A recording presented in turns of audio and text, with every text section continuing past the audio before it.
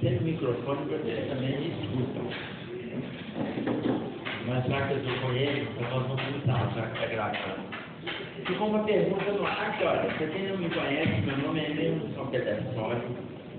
Eu sou de uma casa espírita que é o Lar Fraternidade Maria de Nazaré. Ela é um abrigo com crianças e adultos com paralisia cerebral. Então, quem tiver a chance de conhecer, a gente marca uma visita lá. Certo?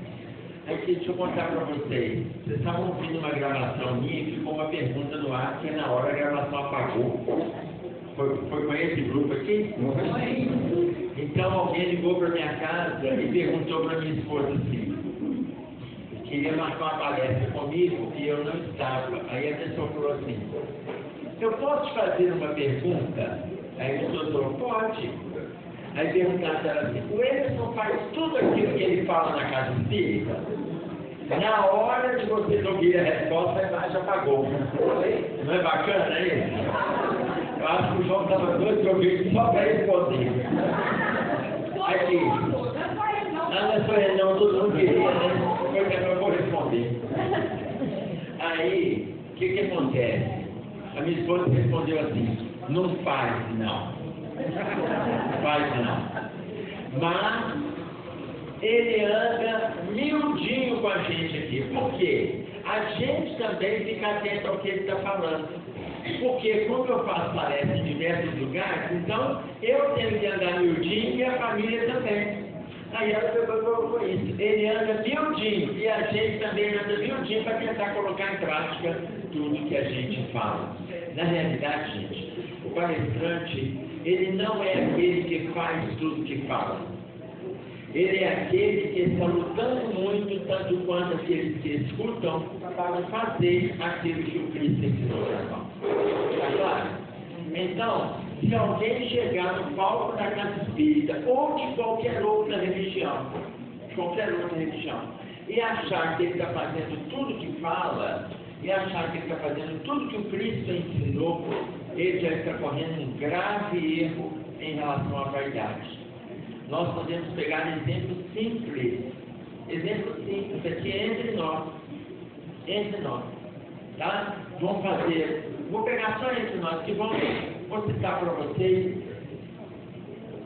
Quem aqui, de janeiro para cá, quem já mentiu, levanta a mão para mim. Não, está faltando, vocês estão mentindo aqui. Não. Eu vou até ficar mais próximo do quadro, porque eu pego a mesa toda aqui. Quem já mentiu de janeiro para cá, levanta a mão. Ainda tem gente que não levantou a mão. Eu vou dar um exemplo. Você quer ver o exemplo? Imagine que você tem um celular. Seu celular está lá na mesa. E aí ele tocou. Você olhou e falou, é fulano. 4 horas depois você retorna e fala assim, só agora que eu vi sua ligação, o que é isso? Vou pegar mentira assim. Quem já mentiu de janeiro para cá, levanta a mão. Viu como é que melhorou? Você imagina, aí Jesus pede para a gente, seja o vosso falar, sim, sim, não, não. E o que passa disso é de procedência maligna. O que ele está dizendo? Para a gente não mentir, para a gente ser sincero. Veja como que é difícil nós lidarmos com sinceridade no dia a dia. Eu estou pegando um exemplo simples. Como o nosso tema está relacionado à família, e ligaram para a minha casa e perguntaram se eu faço tudo, e também minha esposa foi sincera. Não, ele não faz não. Sabe o que acontece, gente? Se nós abordarmos o tema família, vamos pegar a família no nosso relacionamento aqui. Não no relacionamento social, como todos pensam quando falam em família. Vamos começar do nosso corpo. Sabe quantas células nós temos no nosso corpo? Alguém faz uma ideia? Não? Alguém faz uma ideia? Nós temos 60 trilhões de células. 60 trilhões de células. Tá? Ou seja, a partir de 2 células do espermatozoide e do óvulo, chegou o indivíduo adulto 60 trilhões de células. Ô, gente, a família não está lá, a família está aqui. Eu tenho que ter essa harmonia aqui. Quando essa harmonia acontece dentro de mim, quando essa harmonia acontece no meu corpo, fica mais fácil eu lidar com as situações que são externas. Aí fica mais fácil eu lidar com a situação na minha casa, no meu trabalho, na via pública. A partir do momento que essa família acontece, o bem-estar aqui. Quem coloca isso para nós? O livro dos Espíritos.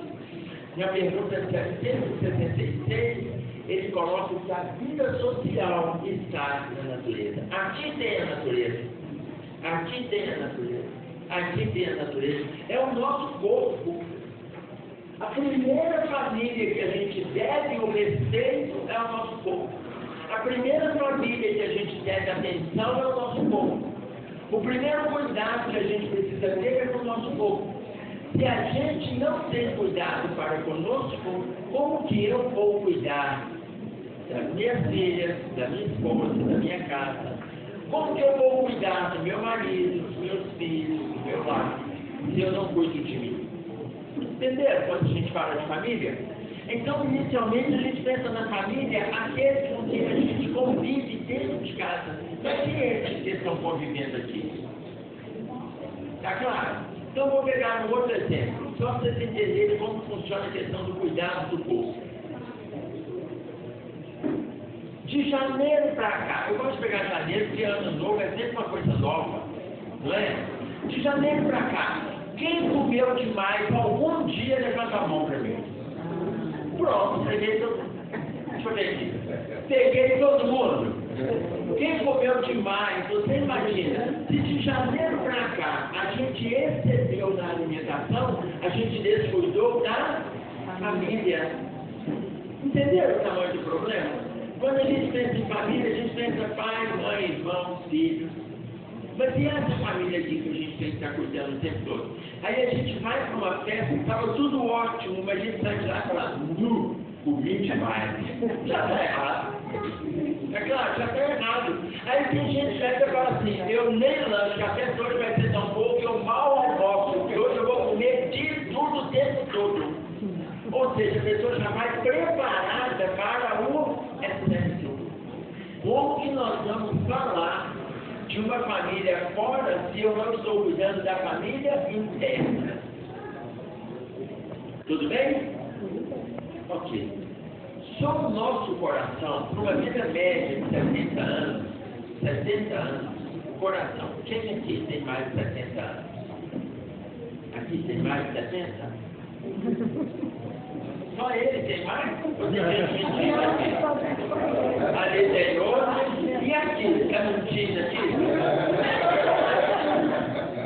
Então, o coração de quem chegou a 70 anos já bateu. De quem chegou a 70 anos, o coração já bateu aproximadamente 2 bilhões e 500 milhões de vezes.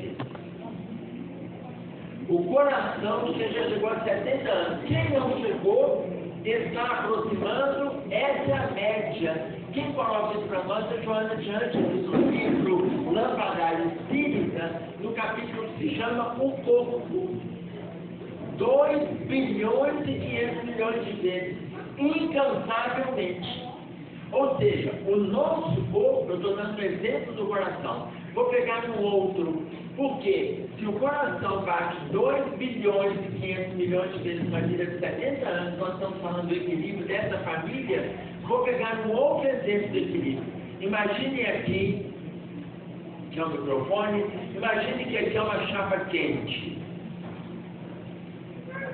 Quando a gente coloca a mão na chapa quente, o que acontece? De imediato. Queima. Mas aí o que? Você coloca a mão na chapa quente e tira imediatamente, não é? Ok. Você colocou a mão na chapa quente, passa uma informação nas terminações nervosas, passa uma informação. Está queimando, está queimando, está queimando, está queimando. O cérebro manda a resposta. Tira a mão, tira a mão, tira a mão. é uma velocidade que a gente não consegue perceber. Se vocês tiverem dúvidas, pode fazer essa experiência hoje em casa. Tá? Quando chegar em casa, liga a chapa do fogão, coloca a mão lá, que vocês vão ver como é que funciona a experiência. Vocês sabem quantas células nervosas nós temos no corpo? 100 bilhões de células. Olha quanta coisa a gente tem que cuidar. Quanto eu preciso cuidar de mim para eu pensar em cuidar da minha família? Como que eu preciso de dar atenção a mim para eu ter condições de cuidar daqueles que convivem comigo? Tudo bem?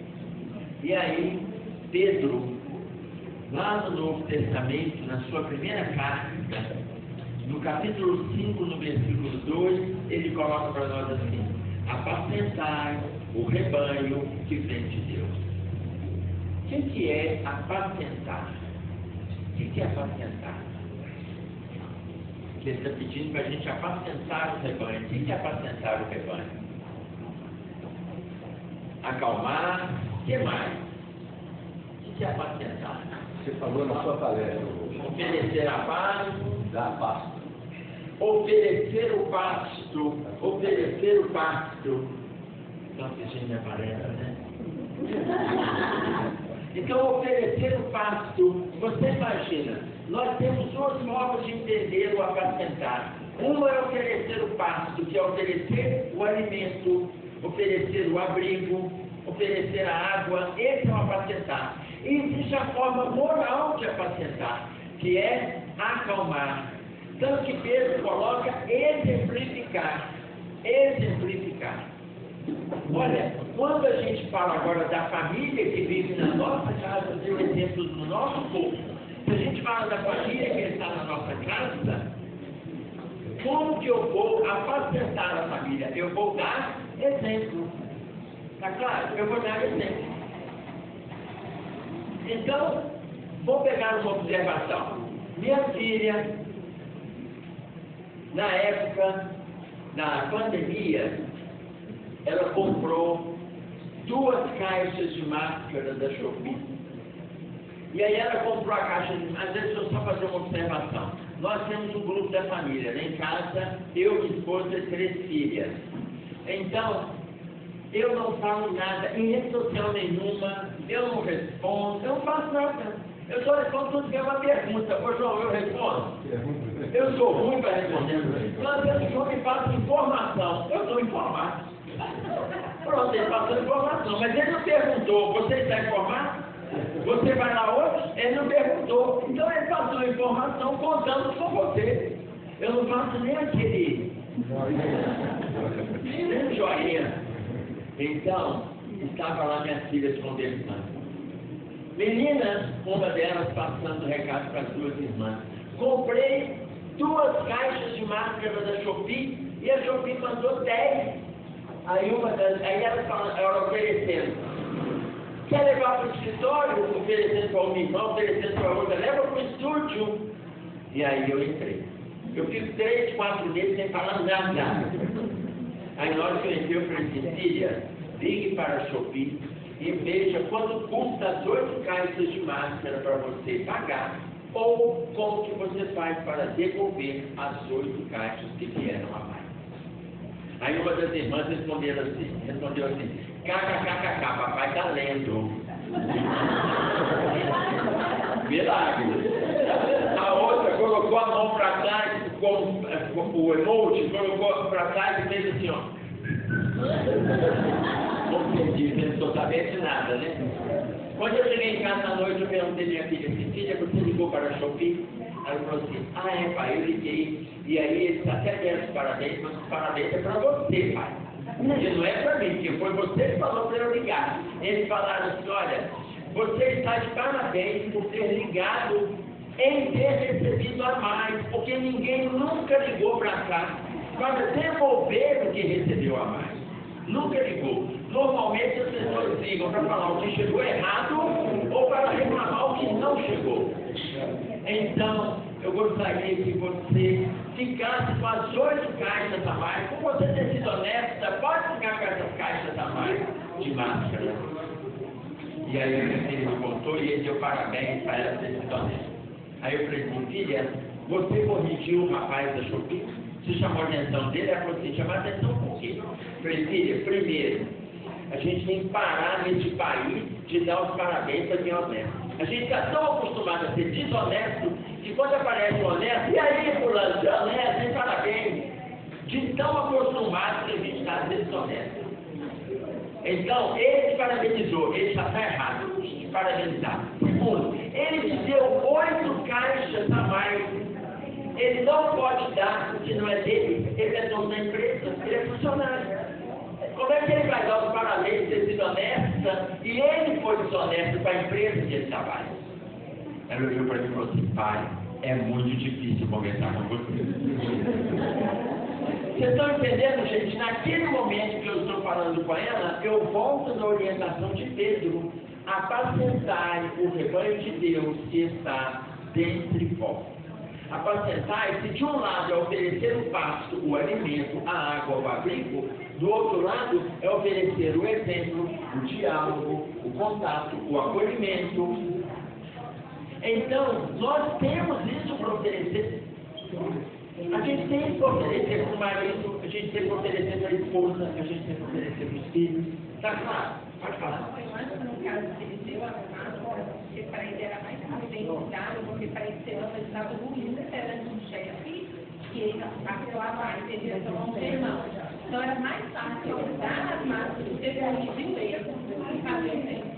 Então não estou defendendo ele. Diante do desespero dele, se eu contar com você, eu vou ser unido. E aí é mais fácil eu ser honesto e eu dar para ela, pela honestidade dela, do que eu bancar o honesto também e você comigo. Porque a honestidade no Brasil é quase impossível.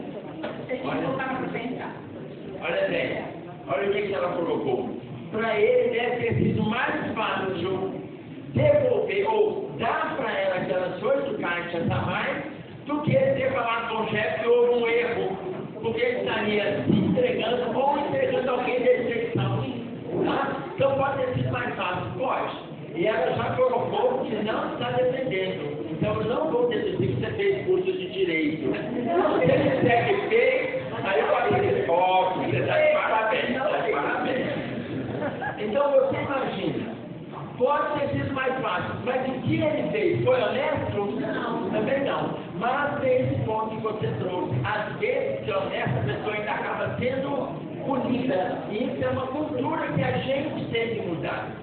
A gente tem que mudar.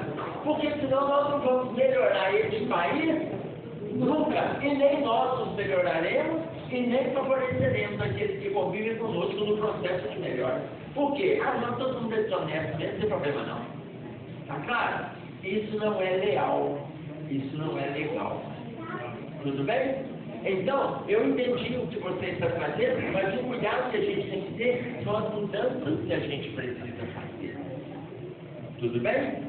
Até porque a gente vai aumentando. Eu estava no culto no lar, lá em casa, e aí eu falei assim, olha, falando com a minha esposa e minha filha, cuidado com as coisas que estão acontecendo, para a gente não entrar nas desgraças sociais que estão vindo na terra. Sempre diz que a gente se envolve com as desgraças sociais, você sai de casa, está tudo bem. Passam 2, 3 horas, você já está de cabeça cheia, já está nervoso, já chega no trabalho irritado, já.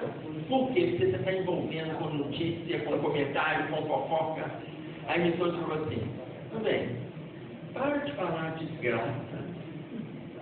Toda hora você fala, eu falei assim, mas desgraça é mal-estar, inconveniente, incômodo, dificuldade. Ela falou assim, então fala mal-estar, inconveniente, incômodo e dificuldade. Não precisa falar desgraça, não.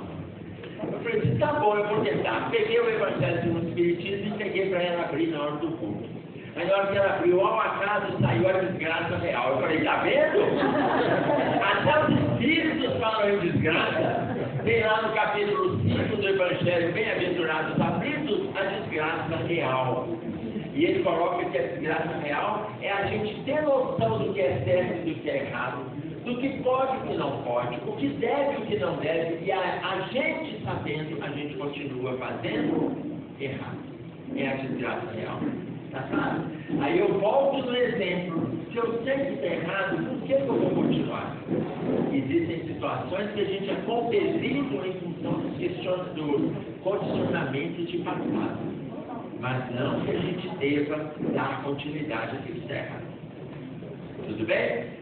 Se a gente erra, a gente tem que ter noção. Eu sei que eu estou errado, eu preciso lutar para mudar isso. Está claro isso? Voltando, apacentar o rebanho de Deus que está dentro de vós. Nós temos o exemplo da família, mas nós podemos ampliar, falando de família corpo, falando de família núcleo, mas nós temos a família macro.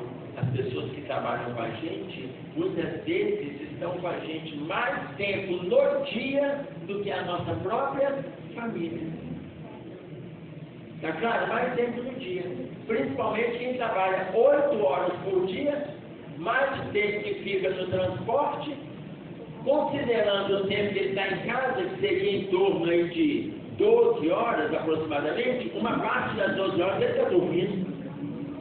Então você vê que as pessoas que trabalham conosco nos conhecem, faz parte da família macro.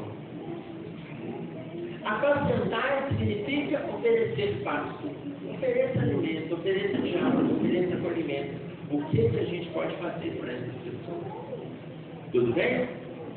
Aí eu vou pegar uma perguntinha do livro Desafios da Educação, que é feito dentro do movimento espírita, quando o médium Raul Teixeira pergunta para o seu mentor espiritual, Camilo, é a pergunta de número 21.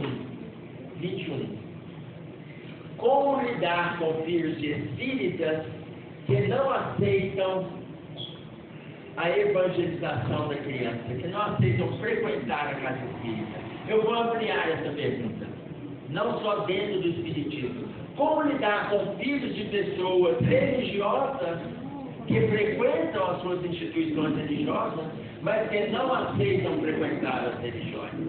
Como lidar com esses filhos? O que a gente pode fazer por eles? Você tem até 9 horas para responder. O que a gente pode fazer por aqueles que não aceitam frequentar religião nenhuma? É criança, não aceita. O que a gente faz? Novamente, eu ouvi na sua palestra. O João já pensou para uma palestra, hein, João?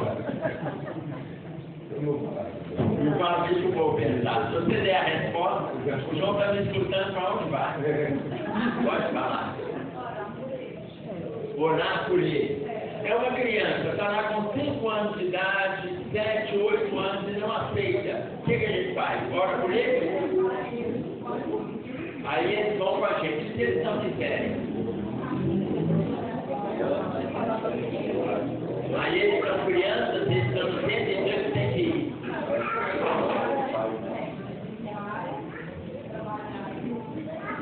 A gente vai trabalhando e vai levando eles conosco. Oi, está com vergonha, fala assim, aqui pode ficar sem vergonha, não tem problema não. Nunca gostou? Ah, gente, está vendo como é que o desastre vem a galope? E é exatamente o que eu faço a pergunta desse salão. Sim.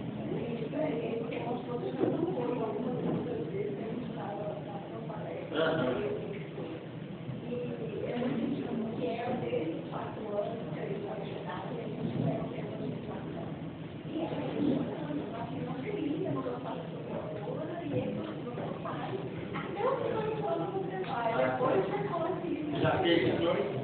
Já passou? E hoje eu fiz chama para ela aqui?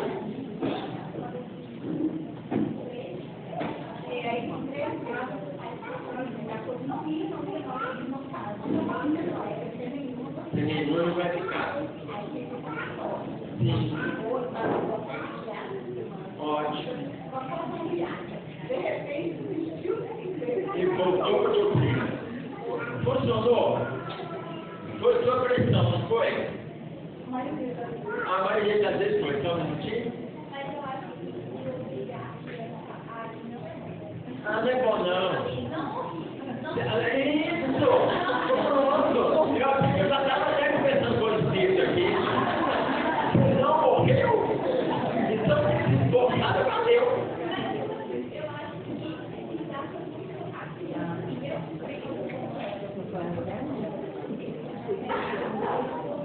Peraí, gente, ela vai falar isso aqui no microfone. Não fala no microfone. Quando for mãe, olha, atenção. Qual é o nome, minha filha? Ana Júlia. Não é da música, não, tá? É outra Ana Júlia. Ana Júlia está dando testemunho que quando ela for mãe, continua, por favor. Está com vergonha. Então, fala aqui. Não. Até passando mal. Olha aqui. Ana Júlia falou assim: quando eu for mãe, eu não vou obrigar meus filhos a virem, não. Vocês são testemunhas. Ou ela vai continuar nessa casa de filhos, vocês vão ver o menino em casamento, enturmado, entrando aqui dentro, ou ela vai mudar de casa de filhos, porque sabe que está gravado. Está gravado. É capaz de ela ir para outra casa de filhos. Se alguém aqui vai encontrar com ela, você é aquela Ana Júlia, como o João fala, esse não é o Emerson. Está claro? Por quê? Vamos pegar o exemplo para você. Aí eu vou pegar a resposta da espiritualidade para não ter dúvida, tá? Para não ter dúvida. Daqui a pouquinho eu vou te passar. A espiritualidade coloca para nós o seguinte: a criança, ela não tem o discernimento necessário para fazer essas escolhas. A gente vai utilizando as maneiras, aí essa forma que a senhora colocou, a gente vai utilizando a forma e vai trazendo a criança. Vai trazendo a criança. Está claro? Então, alguns disseram assim para mim: o Emerson, mas se a criança crescer traumatizada? Ô, gente, Jesus já está traumatizando alguém? Aí vamos pegar um exemplo de todos nós, praticamente, todos nós. Quando a gente foi para a escola, a gente reclamou, brigou, chorou, emburrou, e o que nossa mãe fez? Levou. E se a gente chorasse lá na porta, o que ela fazia? É desse mesmo, e ainda batia. Batia, pronto. Então, a gente tinha que entrar. Eu nunca vi um adulto dizendo assim: de tanto ter sido forçado a entrar na escola, nunca aprendi a ler e escrever. Nunca vi. A pessoa pode parar de estudar, o problema dela. Mas se o básico ela aprendeu, que é leitura e escrita, ela aprendeu. Entendeu? Foi pressionado? Foi. A Ana Júlia não vai pressionar. Tá claro? Diz ela. Tá? Mas, quando é criança, a gente vai fazendo pressão. Por quê? A criança não tem opção de escolha. Você estava lá na minha casa assim, quando eu falo isso na palestra: ô Emerson, e na sua casa, só se tiver livre-arbítrio? Não, tiver. Quando estava no plano espiritual, decidiram: bom, foi nascer lá em casa, nasceu, acabou, gente. Quem mandou, gente? A Terra tem mais de 4 bilhões de lares, foi nascer logo na minha casa? Nasceu, perdeu.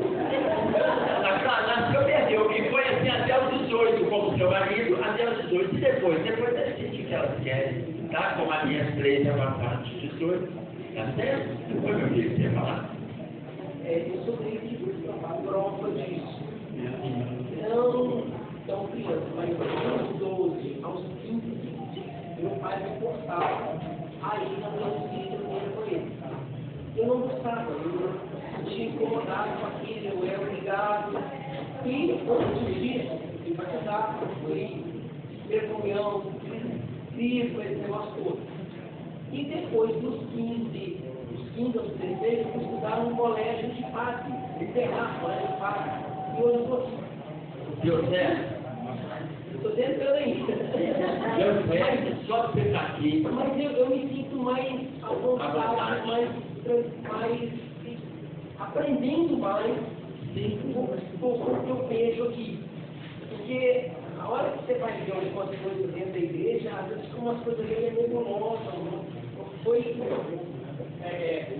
tema da palestra do João Gordo sobre reencarnação. A igreja sobre reencarnação, sobre justificador. Então, qual prova maior de não existir reencarnação que Jesus encarnou? Então, tem umas coisas meio nebulosas, meio estranhas, que eu vejo aqui mais transparência. Sim. Você vê que, à medida que a gente foi pressionado, você está dizendo entre 12 a 15. Aí eu quero que a gente avalie, por quê? Porque uma coisa é o exemplo de criança, outra coisa é da adolescência. Como que a gente faz com o adolescente quando ele não aceita? Porque quando você está com 13, 14, 15, e nós somos de uma geração onde os nossos pais falavam e a gente calava, a gente era obrigado. Não precisava nem falar, era só de olhar. Era só de olhar. A expressão dele já era uma ordem. Com certeza. Tá claro? Hoje os jovens questionam. Quando você perguntar para ele, a hora que o jovem chega e você fala o que ele quer para fazer, ele vai falar assim: quem é que vai me obrigar? Se nós falássemos isso com o nosso pai, seu pai é militar ainda. Só para ajudar, meu pai é militar. Se a gente falasse, era problema, né? Mesmo com dente. É por isso que hoje a maioria da nossa idade usa prótese. A maioria da nossa idade, quando usa prótese, é algo mais grave, né? Pode falar, filha. Se depender, isso aqui não é jurado. E não estamos numa relação de ataque e defesa, tá? Júlia, é assim, posso me posicionar? Pode, claro.